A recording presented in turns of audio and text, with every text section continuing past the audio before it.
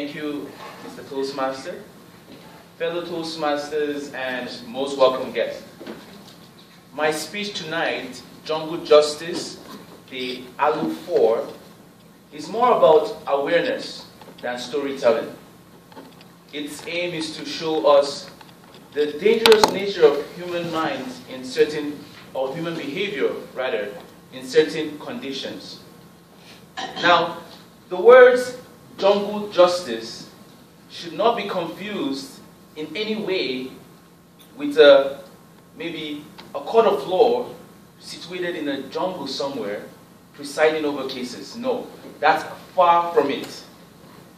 The idea of jungle justice actually dates back to centuries ago when communities took the law into their hands by publicly condemning and punishing individuals or group of people accused of committing a crime. These punishments ranged from mere humiliation, public humiliation of these individuals, beating, and even to killing of these individuals. You must have heard about the saying, "It takes a village to raise a child." Now, what happened in those days was that when someone did something wrong, the villagers would take this person out, and in a show to kind of tell other people not to do the same thing this person has done, humiliate the person depending on the crime, maybe beat the person up or even kill the person. Well, recently in Nigeria, thanks to social media, there has been an increase in awareness of this so-called jungle justice. And the case that brought it to light was that happened about a year ago, and it was called the Aluu 4, or otherwise known as Uniport 4. 4 boys, Lloyd, Chidiaka and Tekena, were involved in a terrible case of jungle justice that was carried out by the people of Aluu village.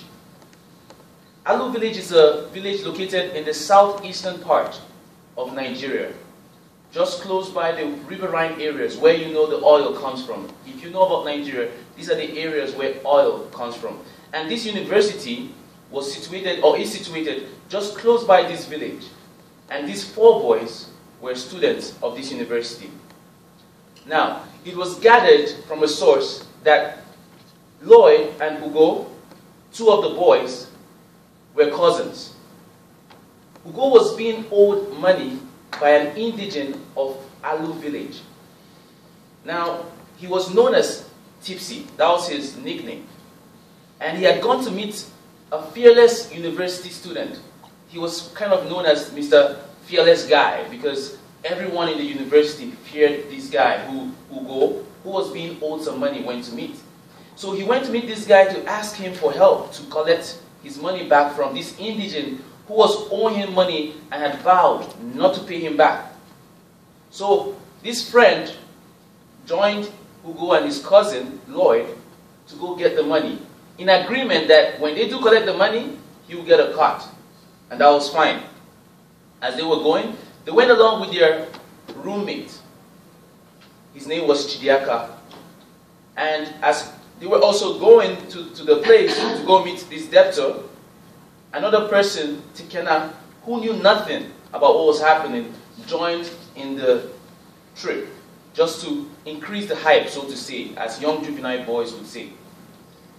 They got to the debtor's house around 12 a.m. at night. Unknown to the other 4 boys, the Mr. Fearless Guy, who was a gang member in the university, had a gun.